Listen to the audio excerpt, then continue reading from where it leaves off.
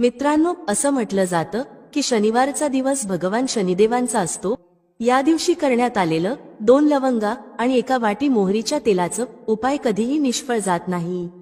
जर तुम्ही कार्तिक महिन्यात हा उपाय केला नसेल तर हा उपाय करण्यास विसरू नका, कारण या दिवशी 1 वाटी मोहरीचे तेल आणि लवंग यांचा उपाय तुम्ही नक्कीच करायला हवा।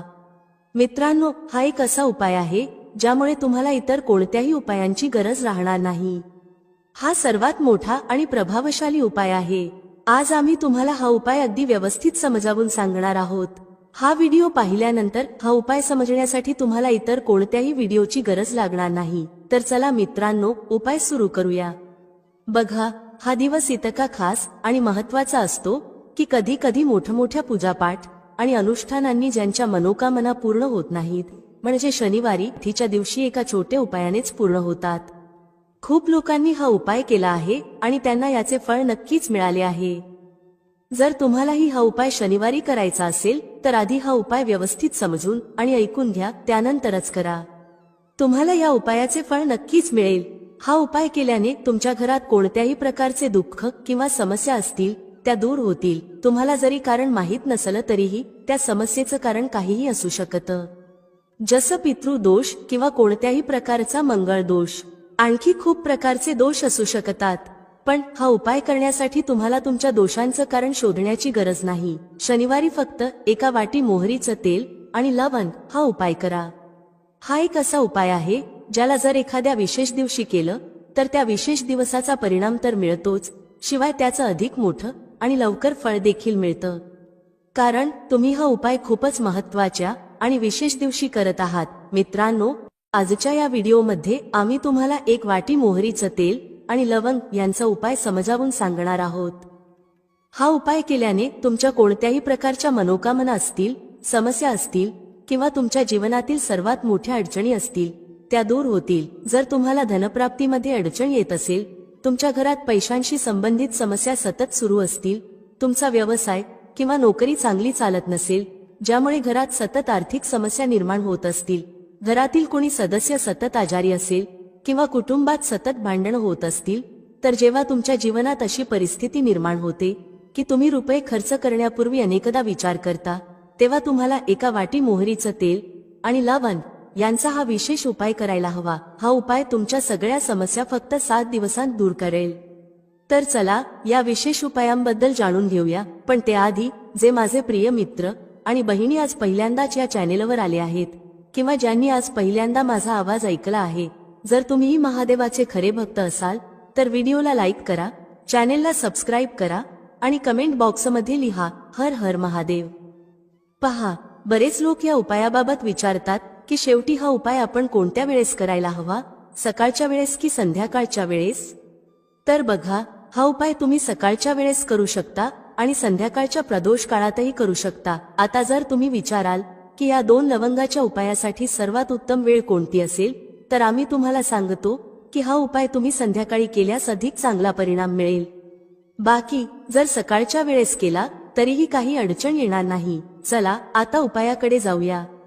पहा, पूर्ण व्हिडिओ लक्षपूर्वक पहा आणि ऐका, त्यानंतर उपाय करा, तुम्हाला नक्कीच फायदा होईल।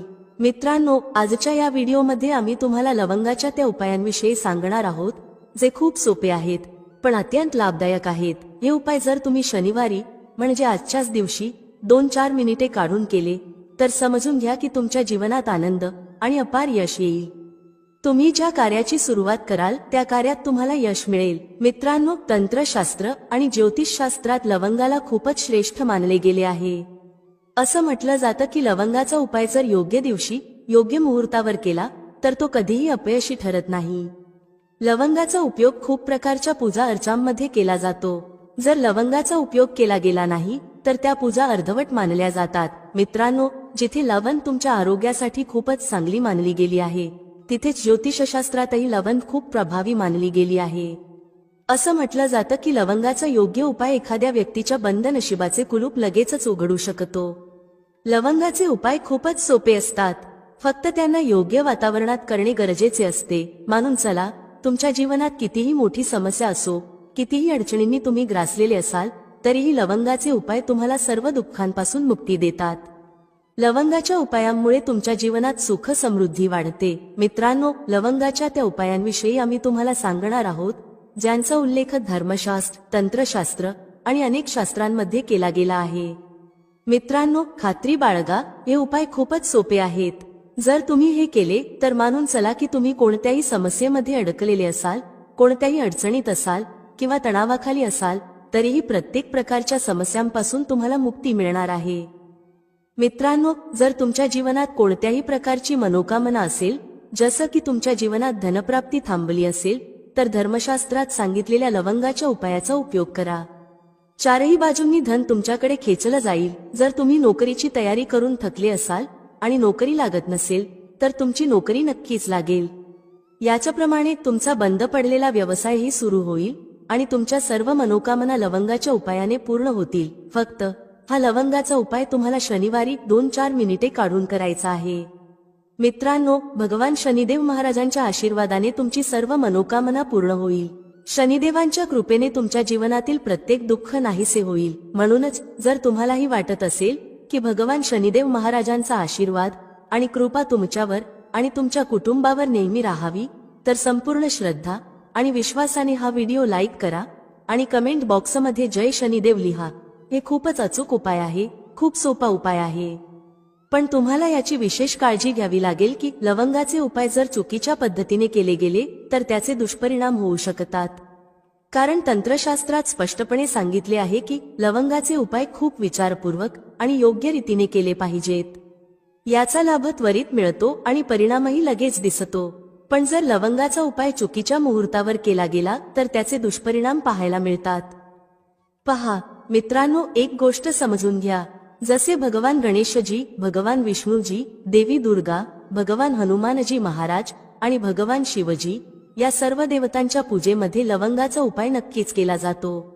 जर त्यांच्या पूजेमध्ये लवंगाचा उपयोग नसेल तर ती पूजा संपन्न मानली जात नाही। दुसरीकडे जर लवंगाचा उपाय चुकीच्या पद्धतीने केला गेला तर अनेक देवी देवता रुष्ट होतात।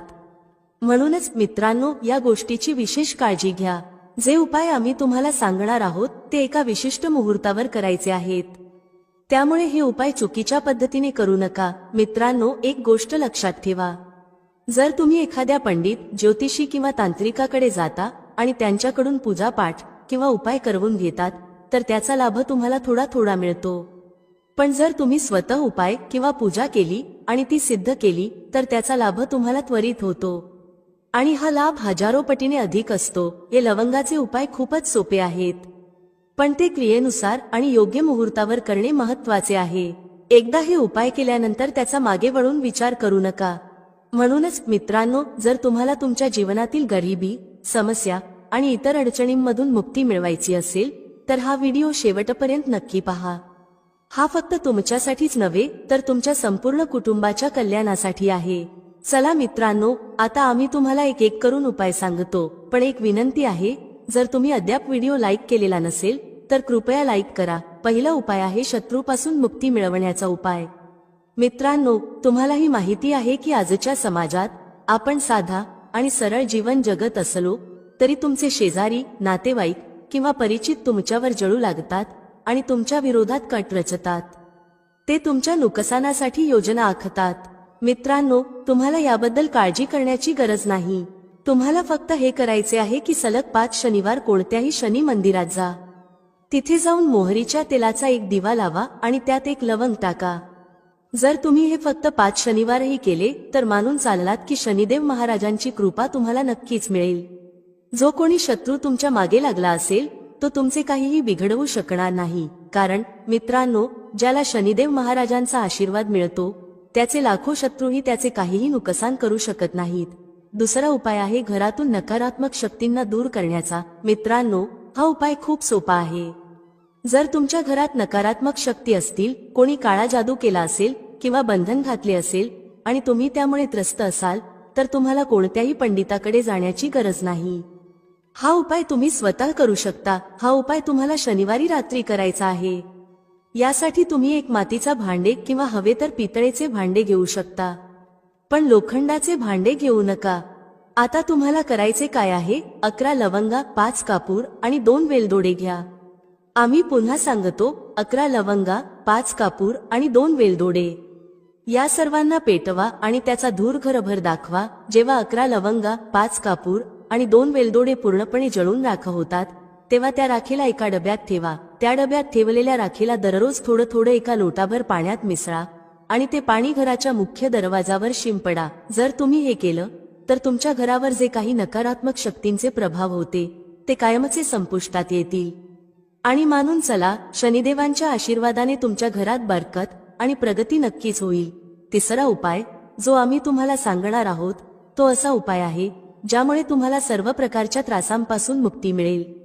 समजा मित्रांनो, तुम्हाला कोणीतरी जखडून ठेवलं आहे ज्याचा तुम्ही वारंवार इलाज करून थकलात पण काहीही फायदा होत नाही. तुम्ही खूपच त्रस्त आहात, तणावाने वेढलेले आहात आणि अडचणी तुमच्या समोर उभ्या आहेत. तर अशा परिस्थितीत तुमची मदत कोण करू शकेल? इथे तुम्हाला भगवान भोलेनाथ, देवांचे देव महादेव यांची मदत हवी.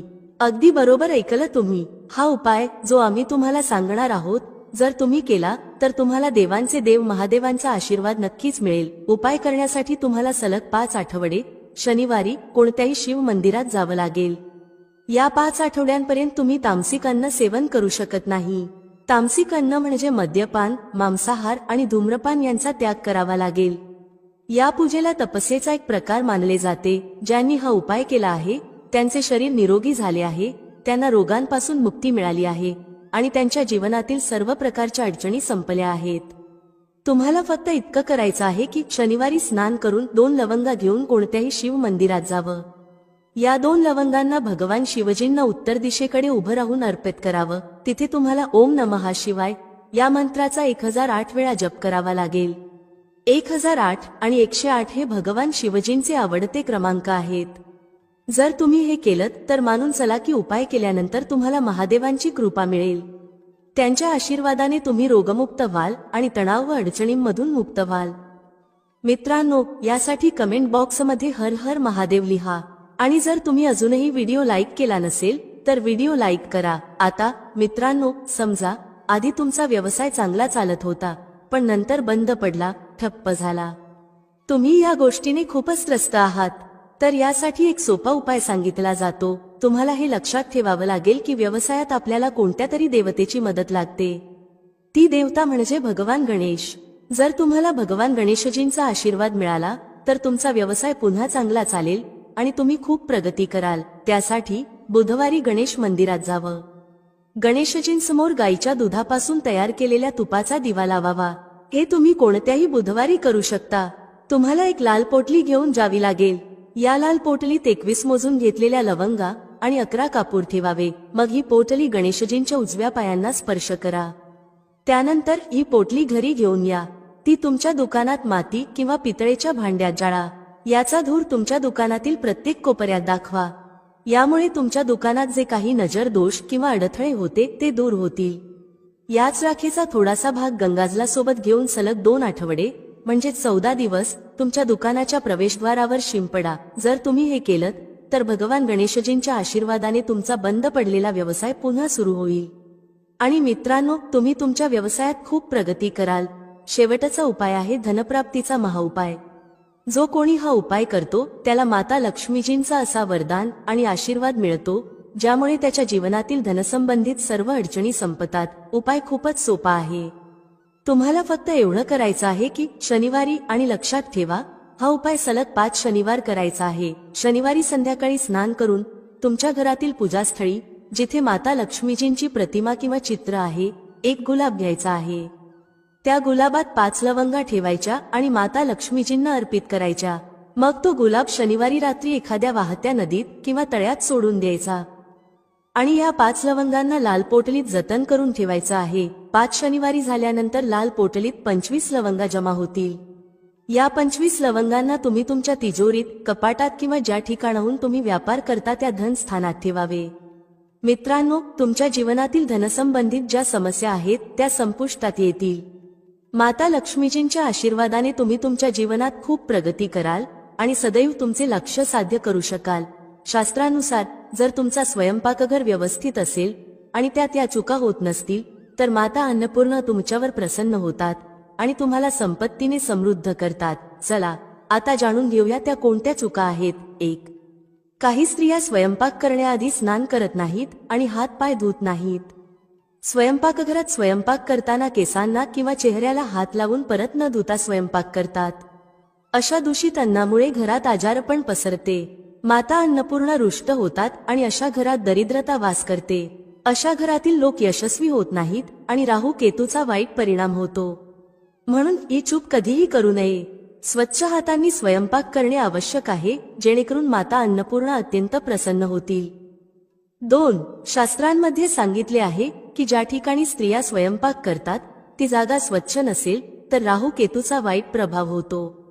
तसेच क्षुधा देवी रुष्ट होतात. अशा घरांमध्ये कमावणाऱ्या व्यक्तीवर वाईट परिणाम होतो आणि तो हळूहळू गरिबीच्या गर्तेत जातो. म्हणूनच घर नेहमी स्वच्छ ठेवा आणि गंगाजलाचा शिंपड करावा. असे केल्याने माता अन्नपूर्णा आकर्षित होतात आणि तुमच्या प्रत्येक कार्यात यश मिळते. तसेच कुटुंबातील प्रत्येक सदस्याला त्यांच्या कामात यश मिळते. 3. घरात धारदार वस्तू अधिक प्रमाणात ठेवू नयेत. यामुळे कुटुंबात तणाव वाढतो आणि भांडणे होऊ लागतात. स्वयंपाकघरात 1 किंवा 2 पेक्षा जास्त सुरी किंवा चाकू ठेवू नयेत. जर तुमच्याकडे जुने किंवा अनुपयोगी चाकू असतील तर ते काढून टाका. अशा वस्तू घरात ठेवल्याने नकारात्मक ऊर्जा आकर्षित होते आणि वाईट परिणाम होतो. 4. स्वयंपाकघराच्या समोर चप्पल, जोडे, झाडू किंवा पोछा ठेवू नयेत. यामुळे माता अन्नपूर्णा नाराज होतात आणि संपूर्ण घराला गरिबीचा सामना करावा लागतो. हे पाप मानले जाते. म्हणून कधीही चप्पल, जोडे किंवा झाडू, पोछा स्वयंपाकघराच्या समोर ठेवू नका, कारण यामुळे मोठा अनर्थ होऊ शकतो आणि माता रुष्ट होऊ शकतात. 5. स्वयंपाक करताना महिलांनी अन्न दूषित करू नये. असे केल्याने माता अन्नपूर्णांचा अपमान होतो. यामुळे घरात दरिद्रता वास करते आणि माता लक्ष्मी घर सोडून जातात. अनेक स्त्रिया स्वयंपाक करताना मीठ किंवा मसाले चेक करण्यासाठी खातात. असे करणे अशुभ मानले जाते. संपूर्ण अन्न दूषित करू नका. आधी थोडे अन्न कुठेतरी अर्पण करा किंवा कोणाला खायला द्या. त्यानंतरच तुम्ही अन्न चव पाहू शकता. 6. जर वारंवार तुमच्या अन्नात केस सापडत असतील तर याला साधी गोष्ट समजू नका. असे मानले जाते की अन्नात वारंवार केस सापडणे हा राहू केतूच्या वाईट प्रभावाचा संकेत आहे. अशा घरांमध्ये नेहमी दरिद्रता असते. हे माता अन्नपूर्णांचा मोठा अपमान आहे आणि याला घोर अनर्थ मानले जाते. यामुळे अन्नाची शुद्धता भंग होते आणि कुटुंबाला गंभीर आजारांचा सामना करावा लागू शकतो. स्वयंपाक करताना महिलांनी नेहमी केस बांधूनच अन्न तयार करावे. यामुळे अन्नाची शुद्धता टिकून राहते आणि माता अन्नपूर्णा प्रसन्न होतात. मित्रांनो, वास्तुशास्त्रानुसार काही गोष्टी अशा आहेत ज्या स्वयंपाकघरात ठेवू नयेत.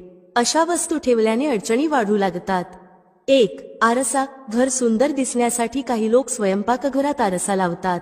पण शास्त्रांनुसार स्वयंपाकघरात आरसा लावू नये, कारण स्वयंपाकघरात चुलीला अग्निदेवाचे प्रतीक मानले जाते.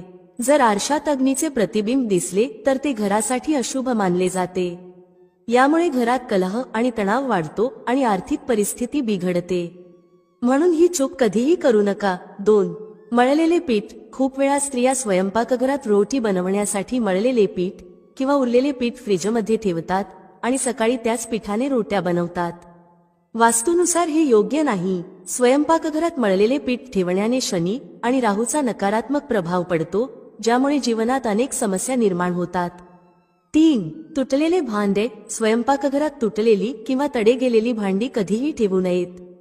काही भांडी दीर्घकाळ वापरानंतर तुटतात, पण अनेक लोक असे तुटलेली भांडी वापरत राहतात. वास्तुशास्त्रानुसार हे योग्य नाही. तुटलेल्या भांड्यांमुळे कुटुंबातील सदस्यांमध्ये वाद वाढू लागतात.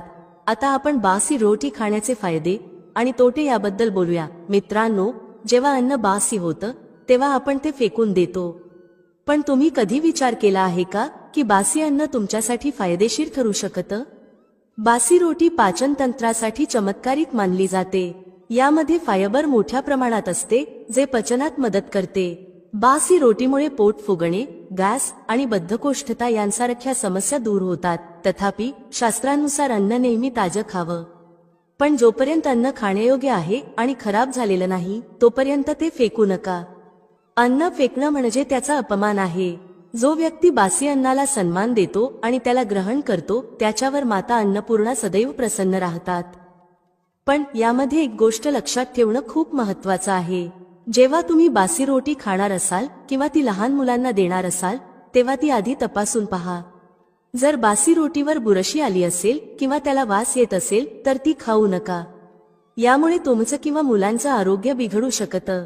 बासी रोटी दीर्घकाळ घरात ठेवणं देखील अशुभ मानलं जातं, कारण यामुळे घरात नकारात्मक ऊर्जा वाढते.